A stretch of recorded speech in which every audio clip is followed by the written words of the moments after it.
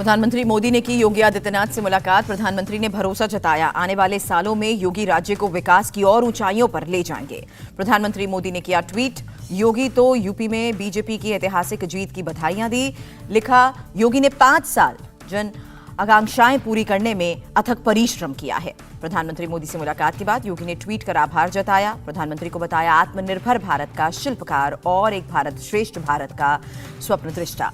योगी आदित्यनाथ ने गृह मंत्री अमित शाह से मुलाकात की। अमित शाह ने मिठाई खिलाकर बधाई दी। यूपी में कानून व्यवस्था मजबूत होने का भरोसा जताया। रक्षा मंत्री राजनाथ सिंह के घर पर पहुंचे योगी आदित्यनाथ। रक्षा मंत्री ने यूपी में जीत की बधाइयां दी। योगी आदित्यनाथ ने उपराष्ट्रपति वेंकैया नायडू से भी मुलाकात की, यूपी के बारे में दी जानकारी। बीजेपी राष्ट्रीय अध्यक्ष जेपी नड्डा से मिलने पहुंचे योगी आदित्यनाथ। नड्डा ने दी यूपी में जीत की बधाई। दिल्ली में सबसे पहले बीजेपी के संगठन महामंत्री बीएल संतोष से मिले सीएम योगी। सर्बानंद सोनोवाल भी मौजूद थे। बीजेपी अध्यक्ष जेपी नड्डा ने गृह मंत्री अमित शाह से मुलाकात की। अमित शाह के निवास पर नड्डा गए थे।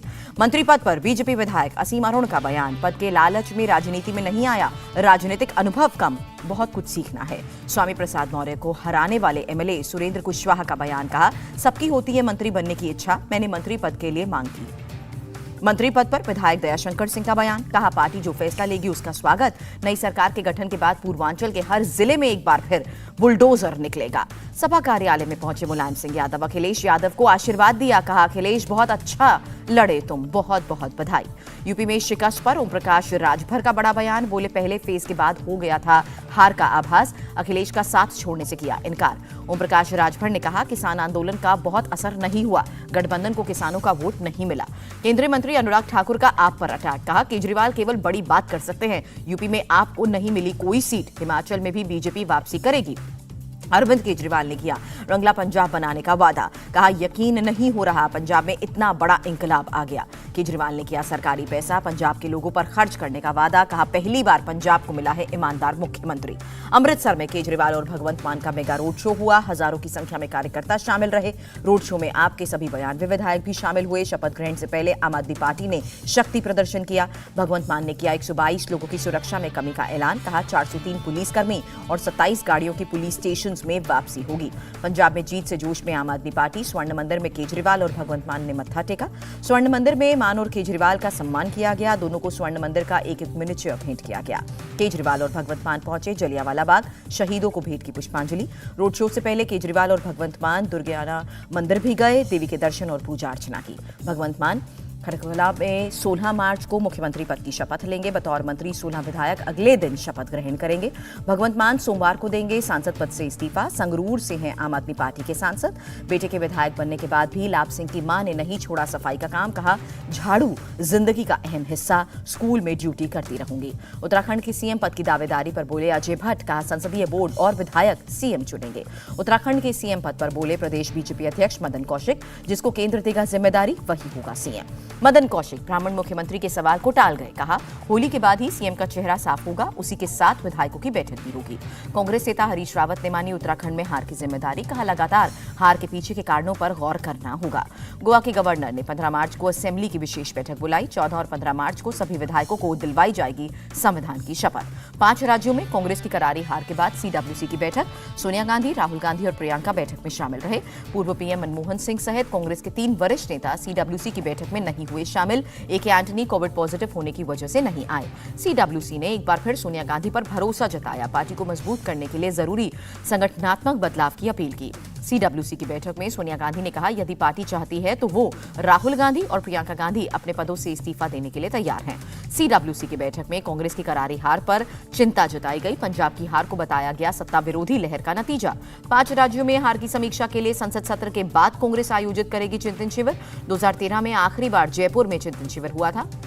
कांग्रेस संसदीय रणनीतिक समूह की बैठक, मल्लिकार्जुन खड़गे, आनंद शर्मा, के सुरेश और जयराम रमेश शामिल हुए। सोमवार से शुरू होने वाले बजट सत्र के लिए रणनीति पर चर्चा।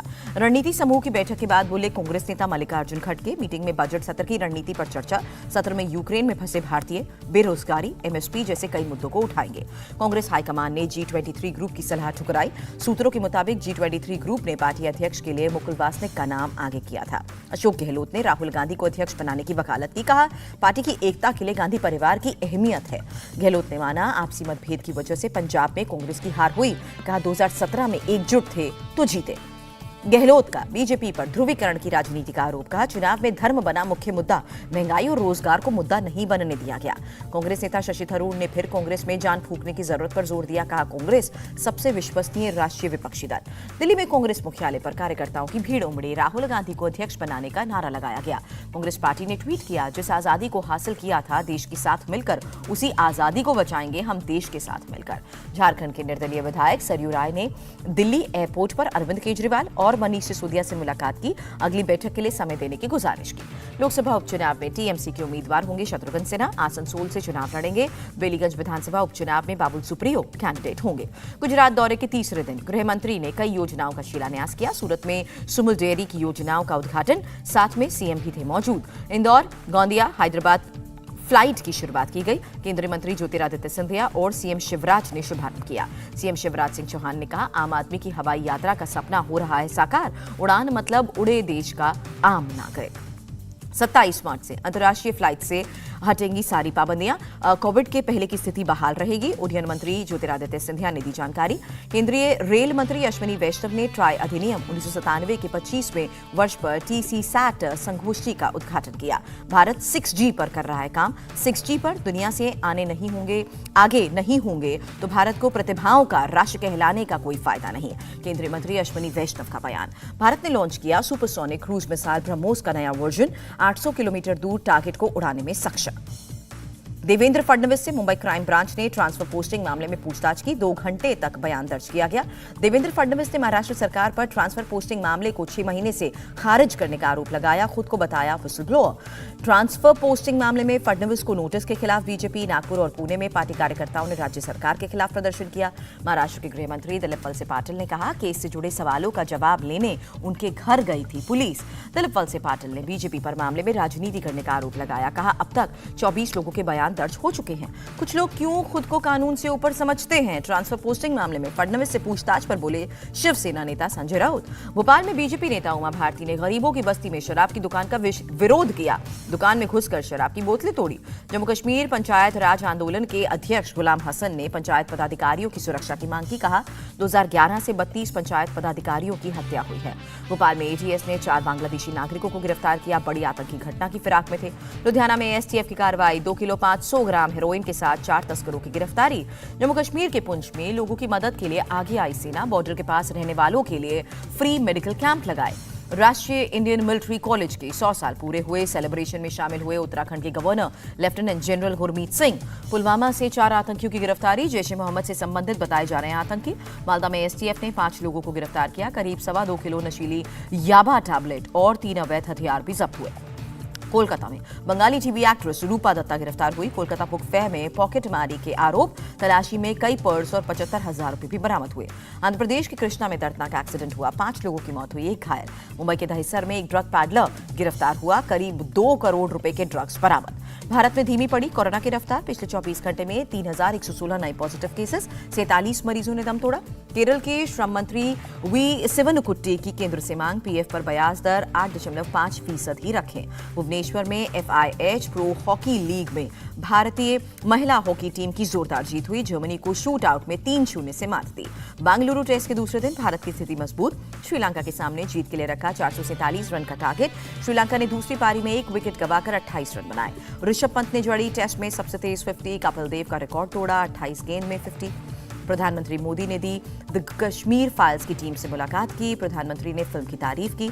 एमपी में the Kashmir files tax free हुई। सीएम शिवराज सिंह चौहान ने 1990 में कश्मीरी हिंदुओं के दर्द और संघर्ष को दिखाने वाली फिल्म बताया। गुजरात सरकार ने फिल्म द कश्मीर फाइल्स को टैक्स फ्री किया। घाटी में कश्मीरी पंडितों पर हुए जुल्मों पर बनी है फिल्म। यूक्रेन के ताजा हालात पर प्रधानमंत्री मोदी की बड़ी बैठक हुई, सुरक्षा हालात की जानकारी ली। मीटिंग में रक्षा मंत्री, विदेश मंत्री और एनएसए मौजूद रहे। प्रधानमंत्री मोदी ने रक्षा क्षेत्र में भारत को आत्मनिर्भर बनाए जाने पर जोर दिया, कहा आत्मनिर्भरता से रक्षा ही नहीं बल्कि आर्थिक विकास में भी बढ़ोतरी होगी। यूक्रेन में जान गंवाने वाले छात्र की डेड बॉडी वापस लाने पर बोले कर्नाटक के CM Basavaraj Mumbai. Cease fire के बाद जल्द से शुरू होगी वापसी प्रक्रिया। यूक्रेन में जारी युद्ध की वजह से भारत सरकार का फैसला, यूक्रेन में भारत की एम्बेसी को पोलैंड में अस्थायी रूप से स्थानांतरित किया जाएगा। रूस यूक्रेन युद्ध के 18वें दिन रूस का यावोरिव के पीस कीपिंग सेंटर पर बड़ा मिसाइल अटैक, 35 लोगों की मौत हुई, 134 लोग घायल हुए। पोलैंड सीमा के पास यूक्रेन के मिलिट्री बेस पर रूसी एयर स्ट्राइक, 9 लोगों की मौत, 57 घायल। मारिउपोल में जारी है रूसी सैनिकों का हमला, क्वार्टर को टैंक से निशाना बना रहे हैं। यूक्रेन के चर्निहाइव में भी रिहायशी इलाकों को निशाना बना रहे हैं रूसी सैनिक। यूक्रेनी सेना ने घरों से निकाले जिंदा बम। रूस के खिलाफ जंग में डटे हैं ओडेसा के स्थानीय नागरिक, अपनी सेना को बनाकर दे रहे हैं पेट्रोल बम। रूसी सेना के ठिकानों पर यूक्रेनी सेना ने रॉकेट बरसाए। VM-21 रॉकेट सिस्टम से हमला बोला। रूसी सेना के कब्जाए एक और ठिकाने पर यूक्रेन का अटैक, ड्रोन से निशाना साधकर स्ट्राइक की। यूक्रेनी सेना के टैंक हंटर की स्ट्राइक, सैनिकों ने ATGM से हमला बोला। वोल्समाखा के भी हॉस्पिटल पर रॉकेट लॉन्चर से हमला हुआ। हमले में तबाह हुई हॉस्पिटल की बिल्डिंग। गोला बारूद से ले जा रहे रूसी आर्मी के ट्रक काफिले पर यूक्रेन का अटैक, ड्रोन से हमला कर बर्बाद किया काफिला। यूक्रेन के विदेश मंत्री दिमित्रो कुलेबा का रूसी सेना पर आरोप, कहा दोनिप्रोनदे के मेयर का अपहरण किया गया। दिमित्रो कुलेबा के अंतर्राष्ट्रीय संस्थाओं से युद्ध रुकवाने की अपील, कहा स्थानीय लोगों का समर्थन न मिलने पर रूसी सेना फैला रही है आतंक। पुतिन ने नेटो को चेतावनी दी, यूक्रेन भेजे जा रहे हथियारों को रूस निशाना बनाएगा। वो फ्रांसिस की अपील, यूक्रेन में जारी नरसंहार को तुरंत रोका जाना चाहिए। इंडिया टीवी हर वक्त हर जगह डाउनलोड करने के लिए सर्च करें India TV news Google play store या ऐप स्टोर पर।